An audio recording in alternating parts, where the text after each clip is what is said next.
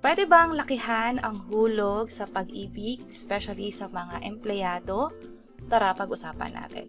By the way, kung first time mo sa channel na to and gusto mo pa ng mga online tutorial videos katulad nito, please click the subscribe button. Starting 2024, nadoble na yung binabawas ng pag-ibig sa mga employed members. Ibig sabihin, from 100 pesos magiging 200 pesos na. Pero ang magandang balita dyan ay 200 pesos na rin yung ihuhulog din ng kumpanya doon sa pag-ibig savings account natin. So, ibig sabihin, na doble nga yung kaltas natin, pero doble din yung pwede natin kitain. Imagine, sa 2 taon, kung ang pwede mo lang maipon ay 5,000 pesos kasi nga 100 pesos yung sayo, 100 pesos yung sa company, ang mangyayari ay tig 200 na. 200 ikakaltas sa'yo, 200 naman yung ihuhulog ng kumpanya sa pag-ibig savings account mo. At from there, magiging 10,000 pesos na. In 20 years, instead of 86,000 pesos, nasa 172,000 pesos na. Sample computation lamang ito, pwede pang magbago, depende na rin sa dividend rate na ipapublish or ilalabas ng pag-ibig. Ang nangyayari kasi ay hindi natutulog yung pera natin sa pag-ibig, tumutubo pa ito. So bukod sa nauhulog natin sa kanila at inuhulog pa ng kumpanya pinagkatrabahuhan natin, ikita pa to ng pwedeng nasa around 6% katulad ng 2023, nung pandemic 5%, pero ang pinakamataas ay nung 2017 nasa 7.6%. At ipakita ko lang sa inyo yung virtual pag-ibig account ko. So mag-login lang ako dito. So, punta ako sa regular savings. Makikita mo na kasi yung contribution mo dito. Nasa 64,000 na yung sa akin. Pero yung total savings ko, nasa 130,000 na. Ibig sabihin, ito yung pwede kong ma-withdraw.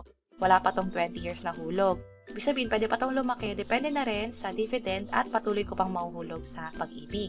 So, noong 2017, yung pinakamalaking dividend ng pag-ibig nasa 7%. View contribution, ang dividendo na nakuha ko sa kanila ay nasa 5,200.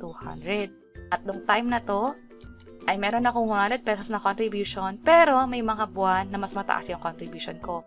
Instead na 100 yung ibabawas sa payslip ko o sa sahod ko kada buwan, pinataasan ko, ginawa ko ngang 1,000 pesos. Bakit ko tinaasan? Nung time kasi na yon, bala ko mag-housing loan or multipurpose loan. Kapag mas mataas nga naman yung nahuhulog mo sa pag-ibig, mas malaki din yung pwede mong ma-loan sa kanila. At paano ko to napataas? Nag-fill up lang ako ng request to upgrade membership savings. Kung hindi nyo alam kung paano to ma-access, pumunta lang ulit sa website ng Pag-ibig, that's pagibigfund.gov.ph. Merong forms dito, pumunta sa Provident. At i-search dito ang upgrade. Ito siya. I-open nyo na lang itong Word document para pwede nyo na siyang ma-download. Kapag na-download nyo na siya, pwede nyo na siyang i-edit. At ganito yung magiging itsura niya. Palitan nyo na lang to ng pangalan ninyo, ng kumpanya pinagtatrabahuhan, ilagay dito ang MID number, yung words in amount, kung kailan mag-start yung deduction, at yung company name ulit. Ilagay ang pangalan dito, ipaprint at pirmahan. Bali, ginawa ko na nga pala siya. Ganito yung pinaka naging itsura niya. Pwede nyo itong gawing guide. Pwedeng 500 pesos ibawas sa inyo at kung kailan ba mag-uumpisa. At ang kagandahan niyan, kapag meron kayong virtual pag-ibig account, katulad ko, nakikita ko kung yung binabawas ba sa payslip ko ay nagre-reflect pa talaga sa pag-ibig savings account ko. At least makakampante ako at makikita ko pa yung total number of contributions, yung nahulog ko, nahulog ng kumpanya, at yung overall na kinita ko.